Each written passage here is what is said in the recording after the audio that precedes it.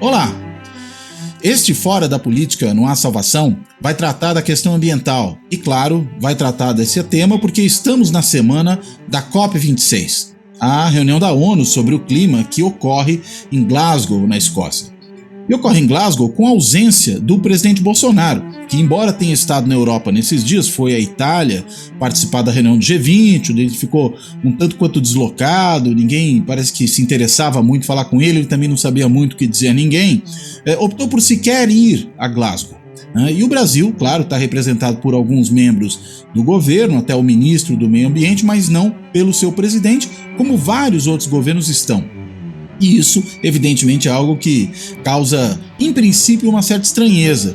Mas talvez não seja tão estranho assim se nós considerarmos de que tipo de governo se trata, esse do presidente Jair Bolsonaro, e qual é a posição que esse governo tem e quais são as atitudes que esse governo tem em relação à questão ambiental, que é claramente uma ação predatória, para dizer o mínimo. E não à toa, o presidente já se queixou do discurso, um discurso muito interessante, muito importante, que fez logo na abertura do evento a Chay Suruí, uma jovem indígena brasileira, estudante de direito, filha de um cacique importante do povo Suruí, e que fez um belo discurso na abertura em inglês sobre a questão ambiental no mundo e a importância de que medidas sejam tomadas para agora e o risco que, particularmente no Brasil, sofre o meio ambiente. It's not 2030 or 2050, it's now. While you are closing your eyes to reality, the land defender Arildo Uauau, my friend since I was a kid, was murdered for protecting the forest. Indigenous peoples are in the front line of the climate emergency, and we must be at the center of the decisions happening here. We have ideas to postpone the end of the world. E a Chay Suruí incomodou o presidente, tanto que ele, lá no seu chiqueirinho do Palácio da Alvorada, já aproveitou para falar mal dela, para dizer que ela está degradando a imagem do Brasil lá fora, falando mal da imagem do Brasil. Coincidentemente, algo muito parecido com o que algum membro da delegação brasileira lhe falou intimidatoriamente, dizendo que devia estar lá para ajudar, ou seja, não supostamente para atrapalhar. Enfim, esse é o governo Bolsonaro e a maneira como ele lida com a COP26. Mas o importante é a gente entender, afinal de contas, qual é a importância desse evento, da COP26, qual é a importância dele particularmente para nós e de que forma o Brasil chega a esse evento. E para tratar desse tema, eu convidei meu amigo Sérgio Leitão. O Sérgio, ele é advogado e ele é diretor do Instituto Escolhas, que é um think tank brasileiro que trata da questão da sustentabilidade, lidando com temas relacionados ao meio ambiente e à economia. E o Sérgio conhece muito bem esse tema, acompanha esse tema muito bem, muito de perto, né, com muita proximidade. E eu vou perguntar para ele, Sérgio, explica para nós de que forma o Brasil chega a essa reunião da COP26 e qual é a importância dela para nós nesse contexto. Bem-vindo, obrigado. Obrigado, Cláudio, obrigado pelo convite, saudar todos os que assistem, né, o Fora da Política Não Há Salvação. Acho que a primeira questão que a gente tem que levar em conta é para que serve uma reunião chamada Conferência do Clima, que já está na sua 26ª realização. Ou seja, são 26, com a interrupção do ano passado, que não houve, mas são 26 anos onde essa reunião acontece. E a primeira questão que a gente precisa levar em consideração, Cláudio, é exatamente o fato de que esta reunião faz a redefinição de todo o modelo do processo produtivo da economia mundial. Porque quando ela discute fundamentalmente uma questão que se chama emissões de gases de efeito estufa, é a maneira como a chaminé da fábrica ou, né, o resíduo da atividade agropecuária ou a mobilidade nas grandes cidades, ou seja, como a sociedade se movimenta, funciona, vai passar a funcionar em função de uma questão que é crucial para o destino da humanidade. A gente precisa eliminar essas emissões dos chamados gases de efeito estufa, que é o que sai do cano do escapamento, da chaminé da fábrica, da queimada da Amazônia, que provoca o problema da mudança climática. que por sua vez cria toda essa situação de desequilíbrio ecológico, que é considerado um problema gravíssimo, ou, como dizem os economistas, a maior falha de mercado que a economia do mundo já deixou acontecer. Então é uma questão simples, mas dessa magnitude. Ela revolve toda a estrutura produtiva. E, ao fazer isso, ela é um tema extremamente político, porque você não cria uma equação capaz de dar conta desse reordenamento sem que haja uma equação política, uma negociação política. Não é à toa que você vê nesta reunião todos os grandes líderes mundiais. Já esteve lá o Obama, já esteve lá a Merkel, já esteve lá o Xi Jinping da China, né? Então você tem a magnitude do efeito político e do efeito econômico por essa presença. A segunda questão, né, identificado esse ponto de relevância e de importância desta reunião, é como é que o Brasil chega nela, neste ano, né, de 2021. E a gente chega, infelizmente, como tem chegado em todas as grandes arenas internacionais, absolutamente desacreditado, absolutamente desmoralizado, porque o que nós fomos fazendo a partir da nossa instância de representação política máxima, que é a presidência da República, ou o presidente da República, foi tendo essa agenda ambiental como uma das agendas centrais, ao lado daquelas chamadas de comportamentais, dessa agenda do bolsonarismo, dessa agenda de desmonte da legislação ambiental, né, de desacreditação de todo o aparato de fiscalização do país, que é hoje o que, digamos assim, credibiliza ou não o país na arena das relações internacionais. Ou seja, o país ele é cobrado ou bem recebido a partir daquilo que ele demonstra como de preocupação, principalmente com a questão amazônica. Ou seja, a Amazônia é o tema de importância crucial do país, é uma espécie de passaporte que carimba a nossa entrada, né, na seara das grandes decisões internacionais. Então a gente tem um movimento que é desconexo. Ao mesmo tempo que este tema ganha relevância, que, né, no começo deste ano o Biden, assim que assumiu, chamou uma cúpula para tratar disso, antecipando, em parte, uma negociação e fazendo com que, pela primeira vez, inclusive, China e Estados Unidos, em que pese as suas disputas e concorrências, alinhassem, de certo modo, aquilo que eu poderia chamar. Nós vamos ter, gradativamente, Cláudio, a substituição de uma divisão internacional do trabalho por uma divisão internacional do carbono.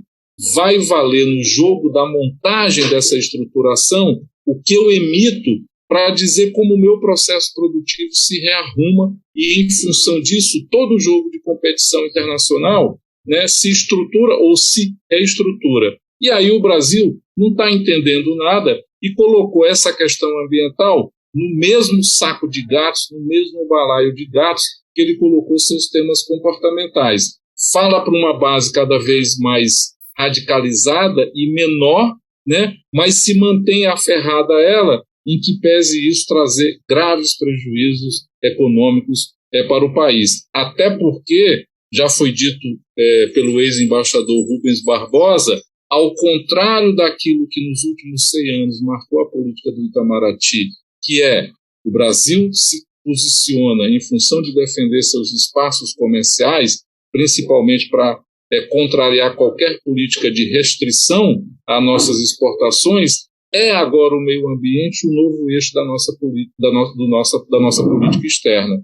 Então eu acho que a gente tem esse diapasão, né, um tema crucial que ganha dentro do governo Bolsonaro uma oposição ideológica brutal, né, cega, destrutiva, que só faz mal ao país, infelizmente.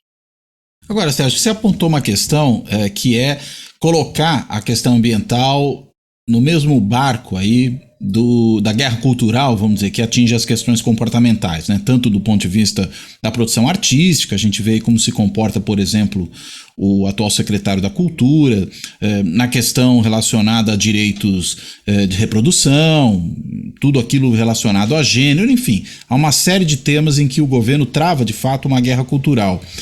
No caso do meio ambiente, né, para além das questões, digamos, dos prejuízos que isso tem em termos de liberdade, de direitos que as pessoas possam ter, os indivíduos, ou mesmo as coletividades, a gente tem, me parece, um prejuízo não só, enfim, natural, mas um prejuízo econômico claro, né?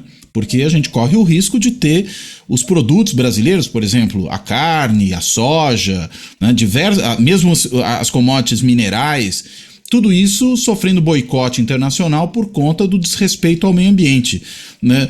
Então a gente tem um caso curioso, né, em que você tem uma guerra que é evidentemente ideológica, mas que tem um efeito econômico deletério imediato. Por outro lado, nós vemos também grupos com interesses econômicos diretos que fazem com que essa busca por esses interesses, pelo atendimento deles, passe necessariamente pela devastação ambiental, né? Para criar pastagem, para fazer mineração em terra indígena, enfim, tudo aquilo que a gente tem visto repetidamente ser defendido pelo governo e feito por essas pessoas.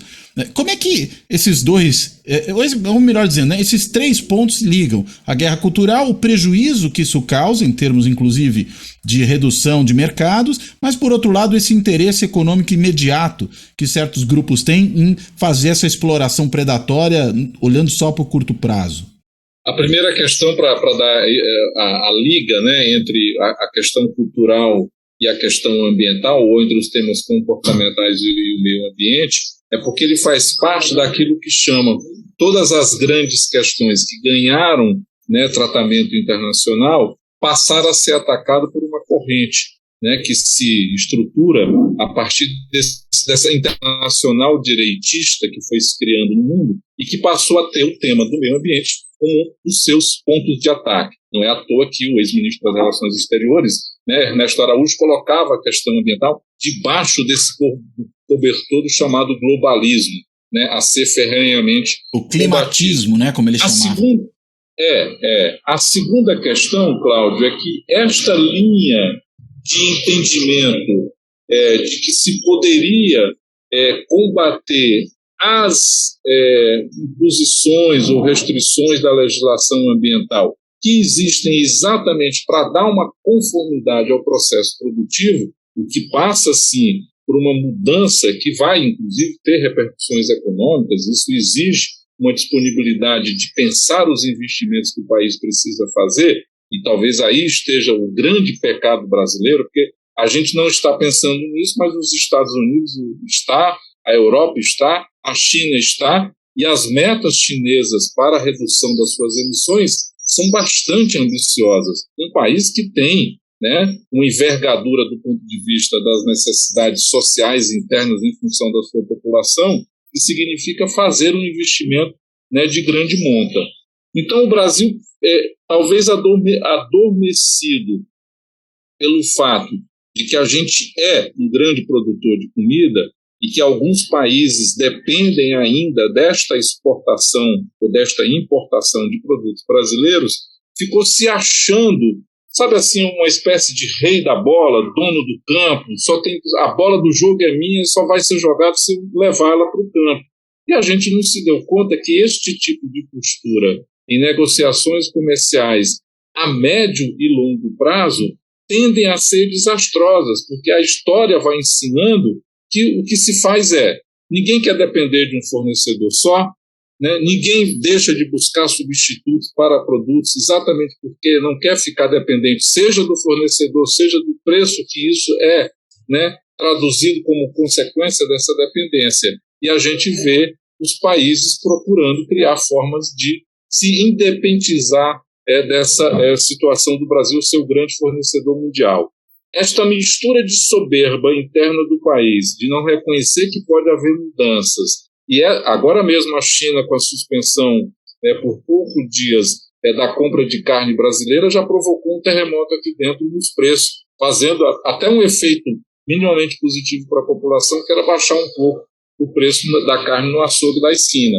Então, esta postura, né, que sempre se traduziu nessa ideia do Brasil grande, né, do Brasil gigante, que todos devem render graças, faz com que, num governo que mistura fanatismo com ideologia e pouco pragmatismo, criar um coquetel explosivo, que é o que a gente tem hoje. Então, a gente não está se dando conta que é cada vez mais, digamos assim, premente e presente nas negociações internacionais a imposição, por exemplo, da chamada taxa de ajustamento de fronteira, que é o quê? É um imposto que eu vou cobrar de cada produto que eu importo em função exatamente das emissões que foram produzidas, ou, desculpe a repetição, emitidas, para que aquele produto chegasse até a mesa de alguém nos Estados Unidos ou na Europa. Esta imposição, traduzida em cima dos produtos brasileiros,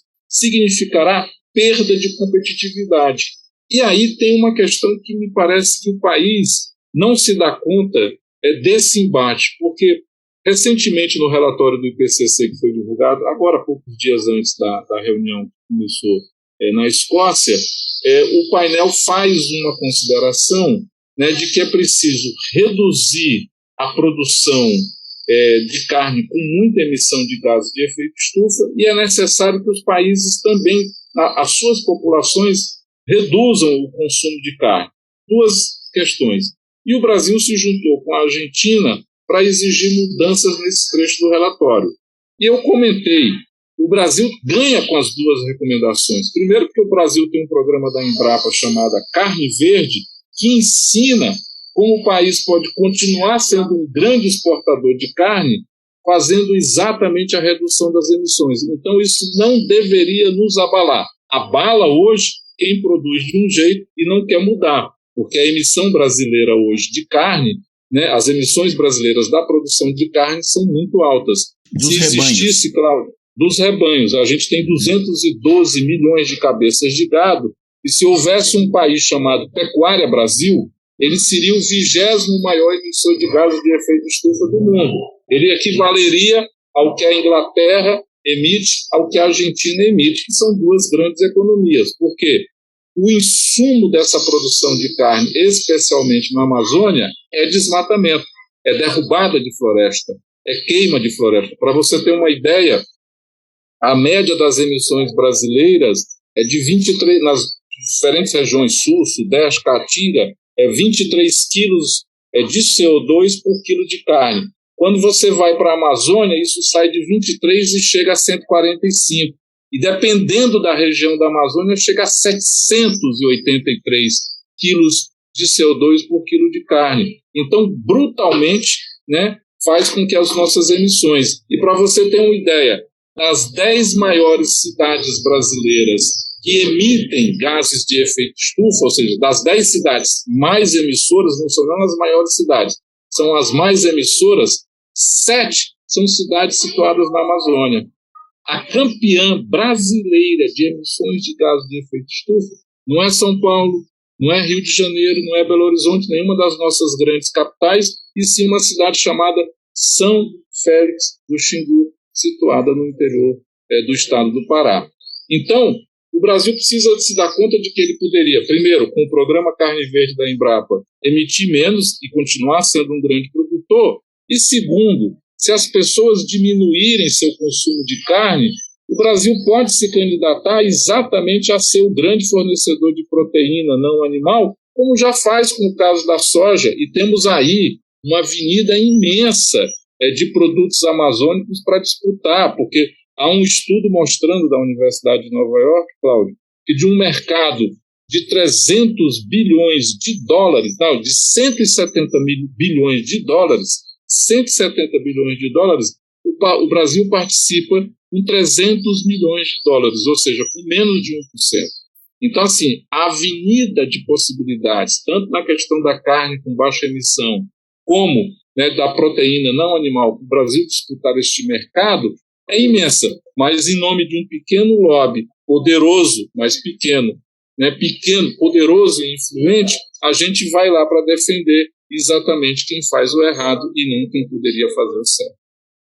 É muito impressionante esse patamar aí de emissão de carbono que você menciona, que vem da Amazônia, né? E particularmente São Félix do Xingu, como você apontou. Agora, é interessante porque muito dessa discussão sobre os rebanhos e a emissão que eles produzem, aí estou pensando no mundo afora, não só no Brasil, passa muito pela produção de metano, né? Que tem a ver ali com as fezes dos animais, com os gases que eles emitem e tal. Isso que você está dizendo não é só metano, aí é o carbono que vem de desflorestamento, de queimada, é isso, né? Para poder gerar pasto. Não tô nem falando das chamadas emissões entéricas, né? Uhum. Aí é a queima do local, porque o dado da Amazônia é o seguinte: 90% do que é desmatado, é dados do Amazon, que é uma instituição superacreditada, 90% do que é desmatado é convertido em pasto. Então é o que se desmata para o boi ocupar, porque aí é aquela famosa profecia que o nosso general Médici, quando ocupou a presidência da República, fez. Ele disse o seguinte: nós vamos colonizar a Amazônia debaixo da pata do boi. Quando ele falou isso, Cláudio, a Amazônia tinha 1 milhão de cabeças de gado. Hoje a Amazônia tem 90 milhões de cabeças de gado. A área ocupada por gado na Amazônia corresponde à soma de todos os estados da região sul e de todos os estados da região sudeste. Né? É aquilo que o João Meireles, um pesquisador do Instituto Piabiru, chamou da boi-economia. Nós não temos uma bioeconomia, nós temos uma boi-economia, que é altamente subsidiada, né? Tem um estudo do Escolhas mostrando que essa pecuária da cadeia da carne bovina recebe todo ano 12 bilhões de reais em subsídios do governo federal e dos governos estaduais. E arrecada 15%, ou seja, 80% do que essa cadeia da carne arrecada é bancada com o meu, com o seu, com o nosso dinheiro, com o dinheiro da sociedade brasileira. Então, o que a gente está dizendo agora? Né? O Brasil, que não precisa mais desmatar, nas próprias palavras da nossa ministra da Agricultura, nós já temos mais de 90 milhões de hectares derrubados, devidamente abertos, e o Brasil não precisa da Amazônia para produzir.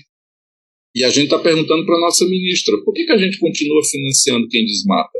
Esse produtor ineficiente do ponto de vista fiscal, ineficiente do ponto de vista ambiental. Então a gente deveria estar chegando lá na reunião na Escócia e dizer o seguinte: o Brasil anuncia que agora, a partir, né, desse exato momento, só vai financiar quem produz de maneira sustentável, vai fazer o desmatamento zero, porque a gente não precisa mais desmatar para produzir, e vamos dar ao mundo a carne verde que ele precisa.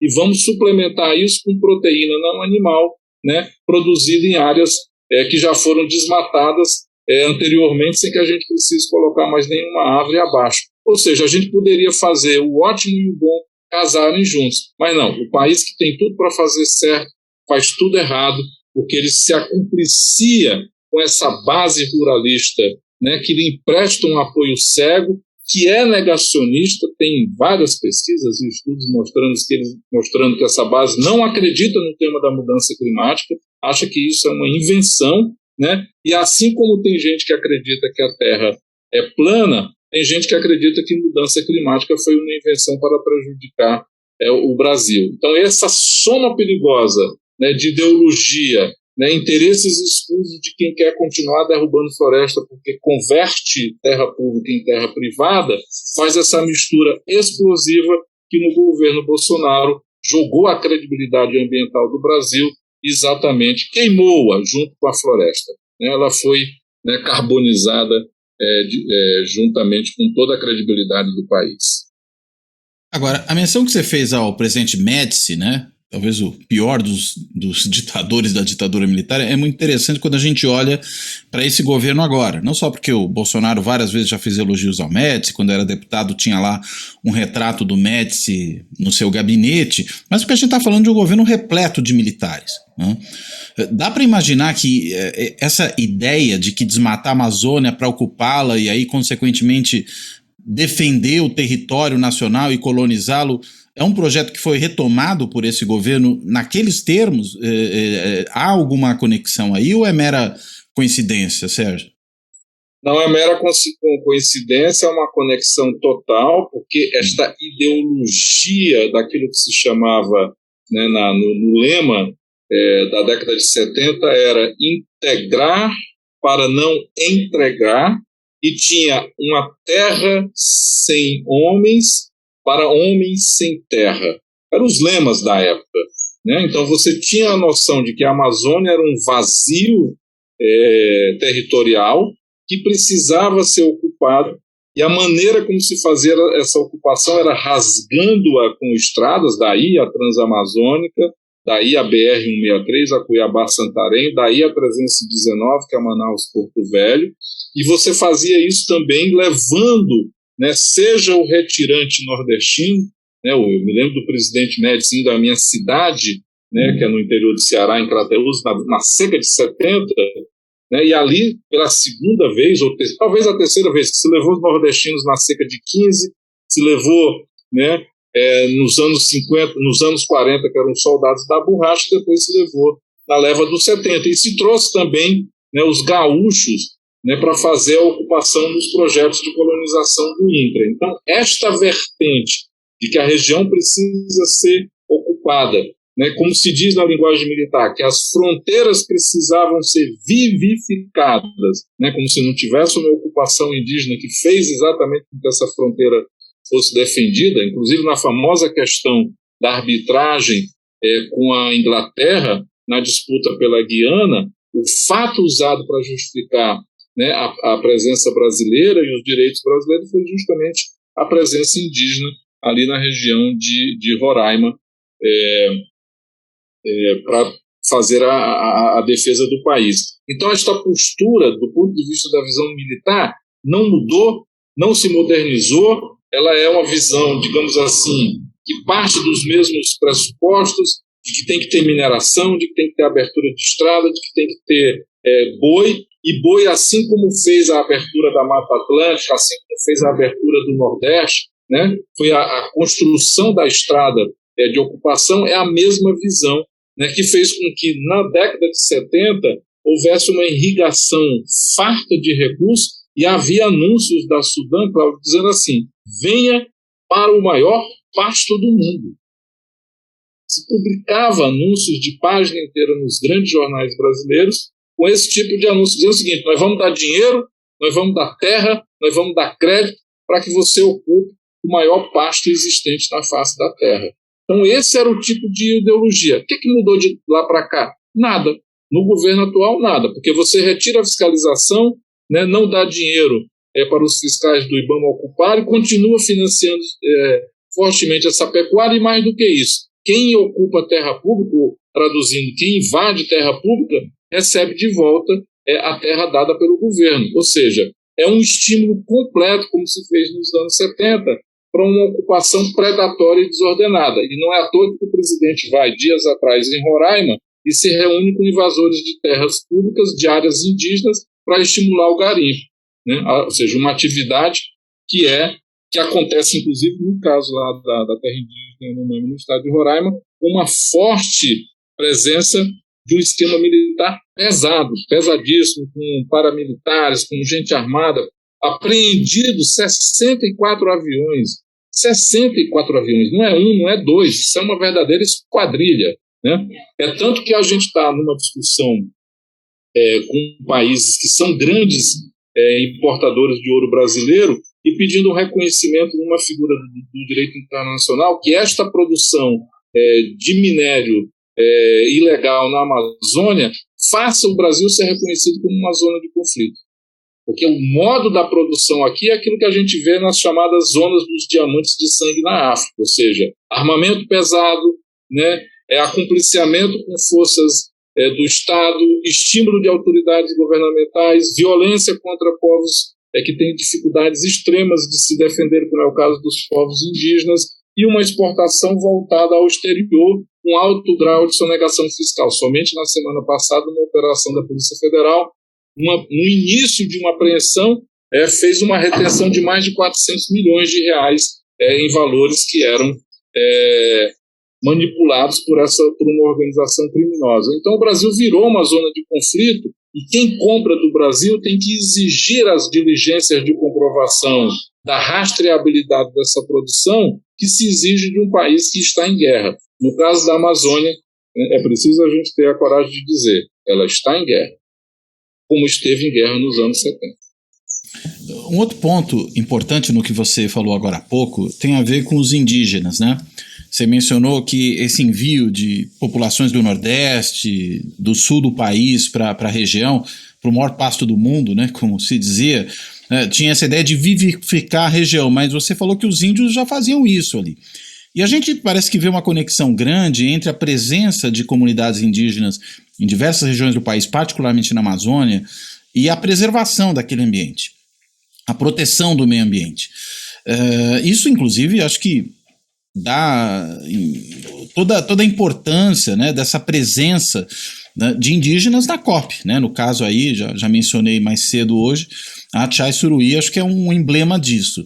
E nós notamos que há também por parte desse governo uma hostilidade imensa com todas as políticas relacionadas aos povos indígenas. Né? O Bolsonaro se jacta de dizer que no governo dele não teve mais nenhuma demarcação de terra indígena, diz que o índio precisa ser garimpeiro, e pior, né, a gente vê, além dessa presença militar grande ali, nesses lugares onde há povos indígenas, a presença também do crime organizado. Né? Foi noticiado nesses últimos dias que nós temos ali a entrada, inclusive, dessas grandes facções criminosas organizadas a partir de presídios, né, do sudeste do país, e que atuam de maneira importante nessas regiões, inclusive junto ao garimpo, ameaçando as populações indígenas.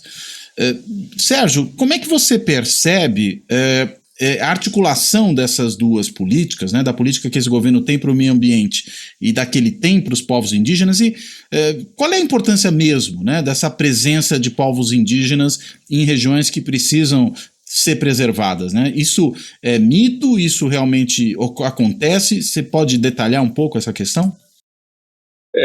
A extensão das terras indígenas na Amazônia, que soma aproximadamente 20%, né, da extensão territorial da região, já dá a demonstração dessa relevância em termos territoriais. E quando a gente olha, né, aonde estão as áreas com floresta mais preservadas, elas estão exatamente dentro das terras indígenas, em que pese todo o processo de ataque, de ocupação, de invasão, né, de apoio explícito a grupos que invadem, desmatam e que tentam depois reivindicar, né, as terras ali existentes como sendo suas. Então, só isso já dá a demonstração do ponto de vista territorial e da redução de emissões do país dessas terras para toda e qualquer equação que se possa querer fazer no sentido de uma política de proteção ambiental.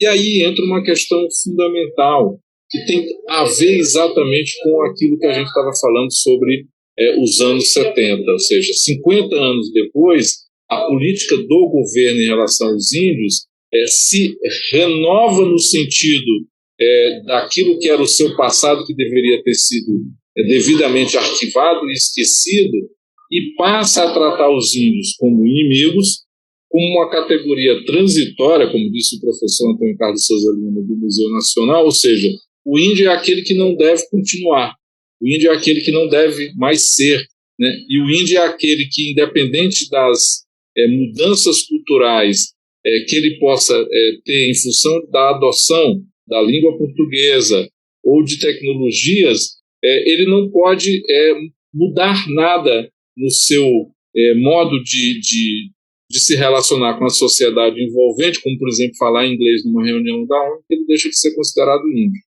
Né? Então, esse tipo de política retrógrada e reacionária é exatamente apenas uma repetição daquilo que se fez nos anos 70, e que não difere daquilo que se fez no período colonial no Brasil, quando o Dom João VI chega no Brasil e declara a chamada Guerra Justa aos Krenak, ali da região do Rio Doce, em Minas Gerais. E o que é que eles querem, ao final de tudo? Eles querem liberar terra. Todo esse conjunto de falas, preconceitos, manifestações, é que para o índio deixe de ser índio, para se liberar terra, como se fazia antigamente num jogo de liberação de terra e de liberação de mão de obra. Tanto que o Serviço de Proteção aos Índios do Brasil, né, quando ele começa no século XX, ele era Serviço de Proteção aos Índios e localização de trabalhadores nacionais, porque se via fundamentalmente uma mão de obra que nessas regiões era fundamental para fazer o processo de colonização avançar, assim como aconteceu no período colonial. Não é à toa que se escravizava, né, a mão de obra, e toda a briga, por exemplo, entre jesuítas e governo colonial no Brasil se devia exatamente a isso. Então a gente não tem nada de novo sob o sol nessa questão, Cláudio. Fundamentalmente o que se quer é liberar áreas e se, digamos assim, brecar o avanço que foi possível a partir do governo do Collor. Quando você tem uma nova Constituição, você teve a retomada e talvez assim a minimização de uma dívida histórica que se devia a esses povos indígenas em função do não reconhecimento das suas terras. Então o governo Collor foi importante, o governo Fernando Henrique foi importante, o governo Lula foi importante. Esses três governos, né, fazem a sua parte, tomam decisões importantes. O governo Collor fez o reconhecimento da terra indígena Yanomami. O governo Fernando Henrique faz o reconhecimento da terra indígena do Alto Rio Negro, que é uma das maiores terras indígenas do Brasil, situado na fronteira. Encarou essa discussão, assim como o Collor também encarou, de uma suposta restrição à demarcação de terras em faixa de fronteira. Tem um parecer famoso do ex-ministro da Justiça, Nelson Jobim, dizendo exatamente que não havia nenhum obstáculo à plena posse de terras indígenas em faixa de fronteira e a Constituição não fazia nenhuma restrição. E o governo Lula encarou a briga, a pedreira que foi ao reconhecimento da demarcação da terra indígena Raposa Serra do Sol, em Roraima. De lá para cá, o que você tem é uma situação agora marcada, né, por um paroxismo, por uma situação absolutamente retrógrada de um governo que fala que não vai mais fazer nenhuma homologação de terra indígena, de uma FUNAI que ficou militarizada, assim como foi na década de 70, e de instâncias no Brasil que, independente da sua autonomia, como é o caso do Banco Central, na hora que vão fazer uma resolução para vetar crédito a quem pratica malversação de bens ambientais ou quem desmata, no caso das terras indígenas, exigiu como condição para negar o crédito exatamente a condição que o Bolsonaro já falou que não vai atender. Ele disse: eu não homologo mais nada, que é a última instância de um procedimento administrativo. Ora, na hora que o Banco Central diz: eu só nego ao Cláudio aquilo que o Bolsonaro fizer, e o Bolsonaro já diz que não vai fazer, o Cláudio está devidamente atendido.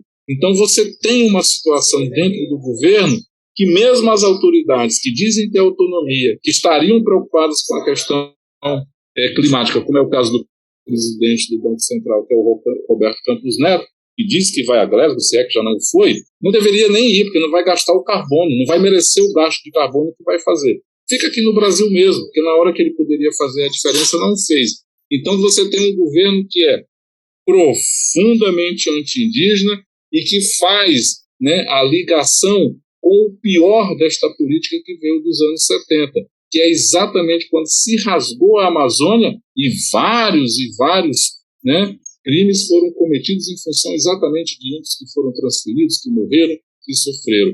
Então a gente tem assim a reedição do nosso pior, né, mas a gente espera que seja por um breve período, por um breve tempo.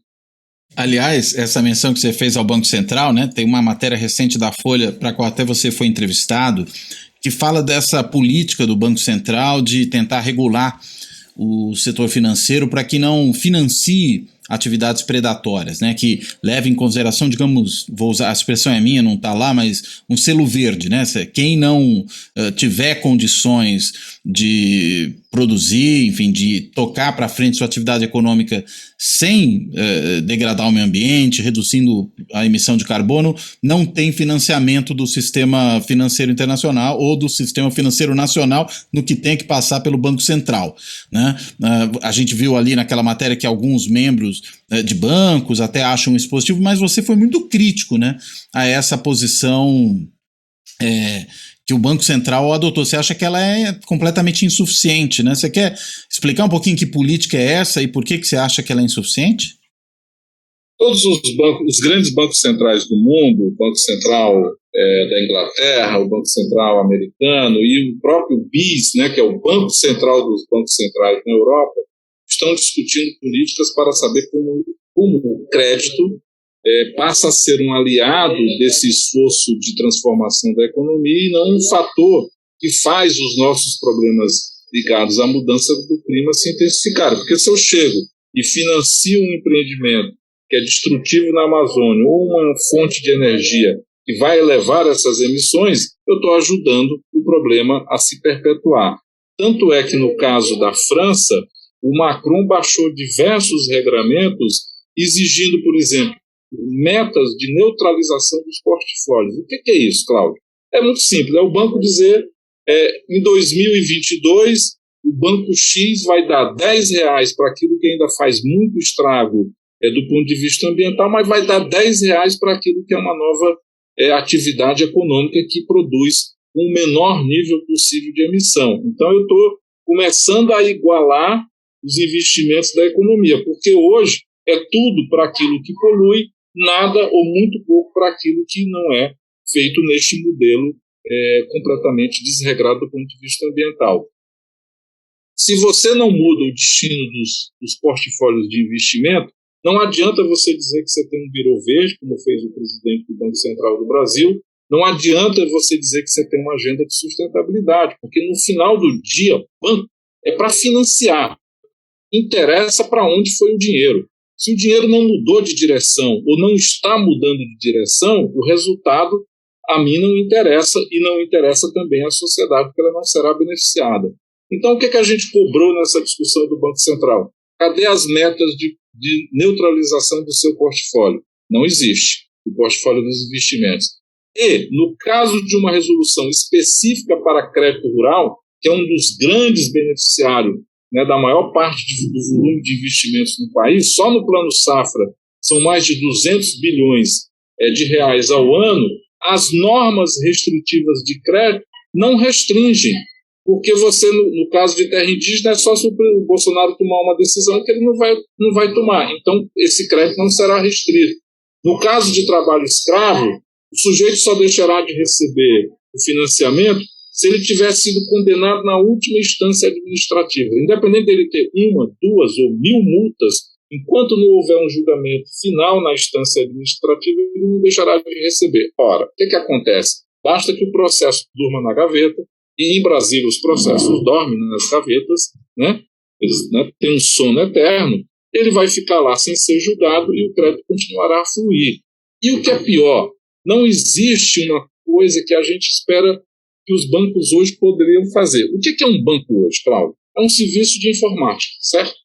Você vê agora, quem é o presidente do Itaú? Era o cara que era da área de informática, que é colocado na presidência do banco, mudando radicalmente o perfil de atuação dos grandes bancos brasileiros. Porque até então, quem era o cara que era alçado lá à presidência? Ou era um membro da família, ou alguém que se destacou por ter feito ali parte do varejo, das operações de financiamento.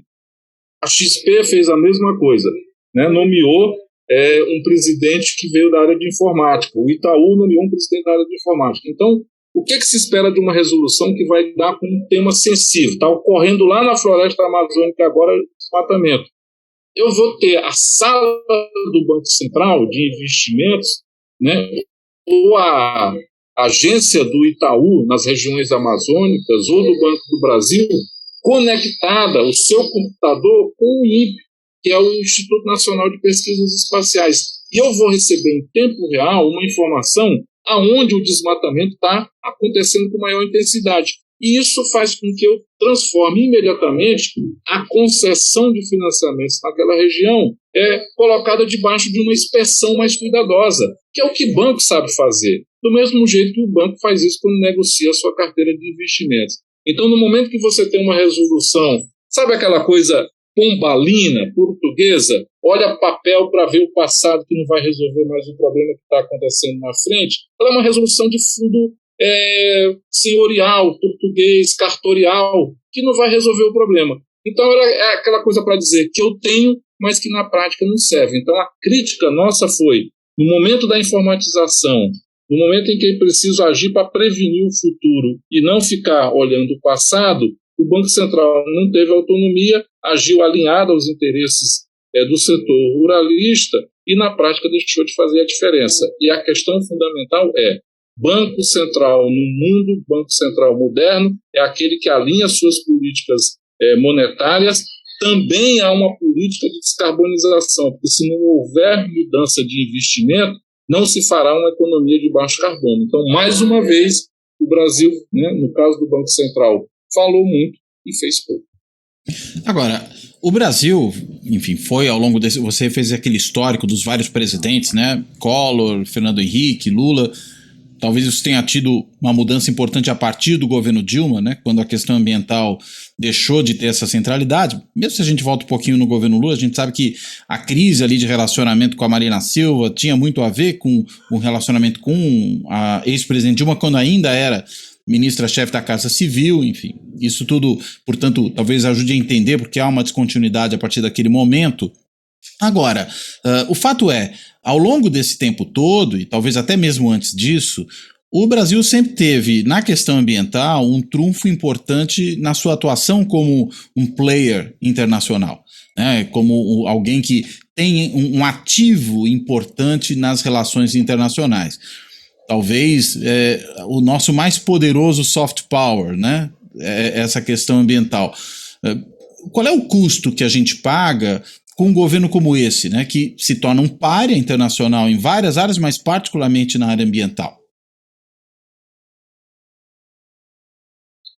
O custo que a gente paga é, primeiro, né, esse passaporte, essa credencial maior desse soft power foi queimada, ela foi rasgada e, portanto, a gente que tinha, né, um ingresso fácil nas discussões exatamente porque a Amazônia é o grande cartão de visita, é o que interessa ao mundo, é o que as pessoas querem saber, né, deixa de ser o trunfo que a gente pode usar.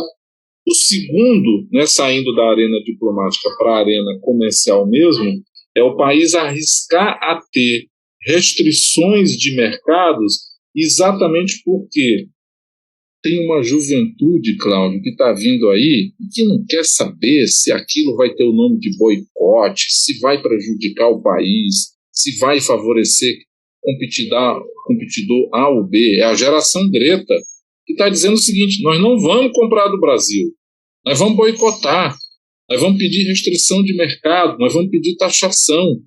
E o país não tem defesa, porque hoje ele é réu confesso. Ele é réu, confesso, reiteradamente confesso. Ele pratica seus crimes à luz do dia, em praça pública. Ele ainda se declara culpado. Ele diz: fui eu. Ele mata à luz do dia, filma e ainda faz a declaração. Porque ele acha que é assim que ele vai alimentar exatamente os setores radicais, né, que lhes apoiam. Então, isto vai custar caro ao país. Isto vai significar restrição de mercados. Porque a ilusão dos setores do agro no Brasil isso é papo de europeu. Americano não tem esse problema e a gente se resolve com a China. Só que a China está mudando gradativamente e vai mudar ainda mais. E aí, ao invés de você prevenir a sua ação, né, e fazer as correções de rota, como é próprio deste governo, ele aprofunda a aposta suicida e destrutiva naquilo que a sua política tem de mais nocivo e de pior. Então, me parece assim que tudo aquilo que foi construído ao longo dos últimos 30 anos, especialmente de 88 para cá, né, pós-Constituição, para que o país reconhecesse o valor dessa questão ambiental, está sendo exatamente destruído, que é a marca, né, deste governo. É um governo que não constrói nada. Esse governo ele é uma espécie de Átila o Uno, onde ele pisa não nasce nada. Né? Nem grama. Então ele veio para destruir. Né? Então isto vai custar caro ao país. Não nasce, talvez só braquiária, né? E mesmo assim de péssima qualidade. Então eu acho que isso vai significar uma retração econômica muito forte. E aí certos grupos econômicos que na cegueira dos seus interesses imediatos não foram capazes de se fazer distinguir do governo, e não deixemos aqui, inclusive, de dizer, o apoiaram, né, porque este governo teve apoio de segmentos econômicos, vão se arrepender, infelizmente vão fazer o país perder, mas eles também perderão e terão que ser cobrados, porque esse governo teve sim, em determinadas situações, inclusive naquele episódio, né, famoso da reunião no gabinete presidencial, quando o ex-ministro Ricardo Salles pronunciou a célebre frase "vamos fazer a boiada passar", né, teve muita gente que, né, aproveitou para passar seus bois também. Então, acho que no tribunal da história política, que, né, se precisa fazer para saber, né, quem assim operou, é preciso que a gente tenha coragem de apontar, né, que este governo não agiu só e muita gente dele se beneficiou e fez atos omissivos e omissivos, né, para justificar os seus interesses e os seus benefícios recebidos de um governo que se elegeu com essa marca exatamente. Nós vamos tirar toda a legislação e vamos deixar tudo passar. Bem, a gente vê aí uma briga, né, também, que brinquei até com a coisa da braquiária, né, o mato que gado come, entre ruralistas de um lado, e acho que entre os ruralistas com destaque para os pecuaristas, e de outro lado ambientalistas, né. Afinal de contas, né, qual é o modelo econômico que está em disputa nesse conflito? Ou é só o modelo, se é que é só um modelo econômico, né? Porque aí eu estou pensando, qual é o caminho de desenvolvimento que a gente precisa buscar para justamente ter uma economia sustentável, uma economia que seja próspera, mas ao mesmo tempo preserva o meio ambiente e talvez até seja próspera porque preserva o meio ambiente. Se você pudesse tocar um pouco nesses dois pontos, tanto esse conflito entre ruralistas e ambientalistas de um lado e esse modelo de desenvolvimento que leva em conta a sustentabilidade, o meio ambiente, acho que seria interessante para a gente pensar no conjunto, né, do problema. Fundamentalmente, a gente tem um ponto que é o central e que me parece que pode estabelecer seja a possibilidade de um processo de interseção como um processo de manutenção dessas separações ou dessas clivagens. É o subsídio. A questão do subsídio na economia do Brasil, que é o que faz a sustentação desse conjunto de atividades que são desta velha economia, né, emissora de gases de efeito estufa, permissiva em relação ao respeito aos direitos humanos, né, profundamente desagregadora do tecido social, é aquilo que a gente precisa brigar para redirecionar, né, ou seja, o conjunto de apoios creditícios, renúncias fiscais, créditos, precisa ser dramaticamente reorientado para a gente construir essa transição, Cláudio, para uma nova economia, que é esta economia onde você descarboniza, que é o que se está fazendo nos Estados Unidos, é o que se está fazendo na Europa e é o que se está fazendo na China, porque ao contrário do que muita gente se ilude, não é verdade, muito antes pelo contrário, que a China não esteja dando passos vigorosos, ou a moda chinesa, grandes saltos, exatamente para construir, né, uma economia que seja, né, baixa no sentido das emissões dos seus gases de efeito estufa. Economia de baixo carbono. Então, quando a gente descuida disso, economia de baixa emissão de carbono. Então, quando a gente descuida disso, e não deixa de reorientar o processo creditório do Brasil e o processo tecnológico para nos preparar para tanto, a gente vai ficar de fora. A gente vai ficar de fora deste mundo moderno que vai surgir. Quando o Biden lança o seu plano e diz 100% do meu setor elétrico será de energia limpa e renovável, a gente olha assim, mas o Brasil já tem isso. Não, não tem. O Brasil está sujando a sua matriz. Porque a saída desta crise agora do apagão de 2021 é trazer mais térmicas que funcionam com combustível fóssil, com gás, que custam mais caro, muito mais caro, e que vão pendurar o Brasil numa energia do passado que outros já estão saindo. Então, ao invés da gente chegar a 100, a gente está reduzindo cada vez mais o nosso potencial, né, de energia limpa e renovável. A gente está, o Paulo Guedes, que diz enormidades, mas ele disse uma coisa que a gente deveria prestar atenção. Em 30 anos a Petrobras não vai servir mais para nada. E aí, o que a gente faz? Várias outras já estão virando empresas de energia, né? E não só de energia. Mas na linguagem dele, ele resolve vamos queimar isso aqui. Mas isso resolve o problema do Brasil, que continuará sendo uma empresa que operará no Brasil com estoques que vão ficar nos comprometendo. E quando você faz a licitação de um posto de petróleo, significa que aquilo vai ficar na veia do país durante 40 anos, vai ficar circulando nas veias da economia.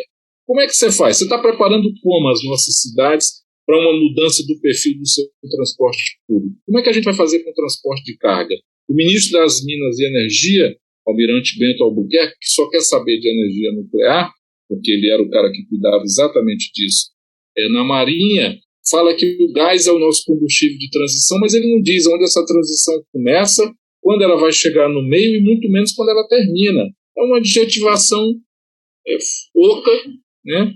Fruto de uma, digamos assim, repetição quase de um rótulo, mas que não tem nenhuma equação. E quando você vai para o conjunto de investimentos do país, você olha o Plano Decenal de Energia, que é o que orienta o planejamento do setor, 80% de tudo que a gente gasta em energia no Brasil é para petróleo, Cláudio. É para petróleo.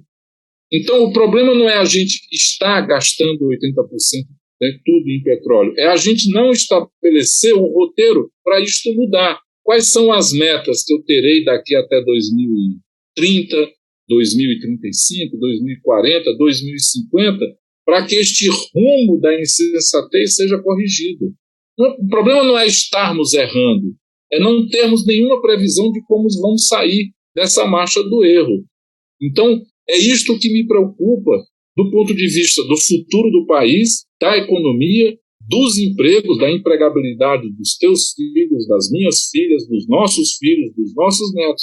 O país não discute isso, ele está bloqueado, né, por uma visão extremamente de curto prazo dos grupos que se beneficiam desse conjunto de subsídios hoje recebidos e que travam toda e qualquer possibilidade de mudança, especialmente porque encontraram no Congresso uma caixa de ressonância dos seus interesses. Aliás, a gente poderia dizer, não é nem mais uma caixa de ressonância, é a caixa, né, dos interesses, porque para lá se mudaram exatamente os donos desses interesses que, apossados de um mandato parlamentar, fazem do Congresso a defesa da sua própria. Não é mais uma representação, é uma apresentação, né? Então, essa apresentação congressual que a gente, né, tem hoje em dia faz com que o país tenha a sua agenda de recursos e a sua agenda de política pública capturada por grupos que vão asfixiar toda e qualquer discussão e vão manter a gente preso. Ou seja, ou você tem uma fricção, né, e uma certa conflituosidade que quebre esses paradigmas, ou nós vamos ter uma situação, digamos, muito ruim, o que faz muita gente dizer uma frase, como eu vi um dia desse, de um economista que repete assim: o Brasil não deu certo. Uau, que dureza, né? Muito bem.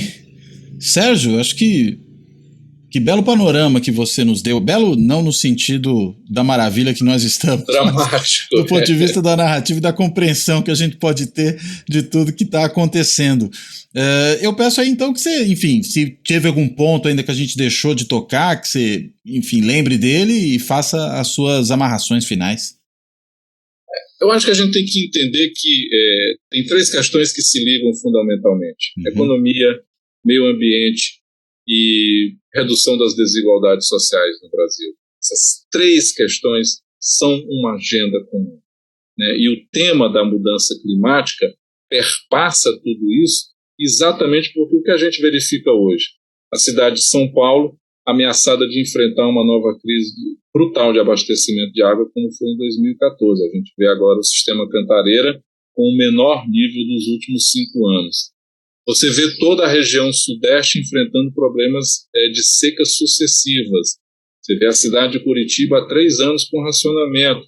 Você vê o menor nível dos reservatórios das grandes centrais hidrelétricas do Brasil enfrentando problemas sérios de escassez. Ou seja, o Sudeste, de certo modo, né, virou um Nordeste, né? E a questão do clima, ela é uma questão econômica, fundamentalmente econômica, que responde ao emprego, responde às condições de vida da população de baixa renda, responde por aquilo que permitirá ou não ao país ter os recursos necessários para construir a base da eliminação da pobreza, que voltou a crescer em função da pandemia e da péssima gestão econômica. Então, a gente precisa entender que a junção dessas três questões, pobreza, redução da desigualdade, economia e meio ambiente, é a base para catapultar uma discussão fundamental de como o país vai reordenar o seu processo de desenvolvimento. Se a gente não fizer isso, nós vamos continuar padecendo de situações econômicas que, apostando no curto prazo, né, geram uma sensação térmica muito breve e passageira de que algo mudou, para depois o país mergulhar numa situação. Então, eu acho que talvez o que eu diria, para encerrar, Cláudio, te agradecendo mais uma vez o convite, é que a questão ambiental faz parte da encruzilhada democrática do Brasil. A gente precisa cuidar dela junto com os outros temas. Então, é grave, é importante, é urgente, é necessário, mas a gente tem uma chance. O Brasil ainda pode dar certo. Ainda bem, ainda bem. Sérgio, então, repito aqui, reitero o agradecimento, muito obrigado pela conversa, por esclarecer tantos pontos importantes aí dessa questão da política ambiental, enfim, daquilo tudo que a COP, de alguma maneira, não só trata, né, mas o que ela nos faz lembrar que precisamos trabalhar. E, dito isso, eu fecho esse episódio. Agradeço a você, Sérgio, agradeço a quem nos assiste no canal do YouTube, a quem nos acompanha nos podcasts. Lembro que agora tem também o blog do Fora da Política Não Há Salvação na Carta Capital, no site da Carta Capital. E dito isso, eu me despeço. Até a próxima.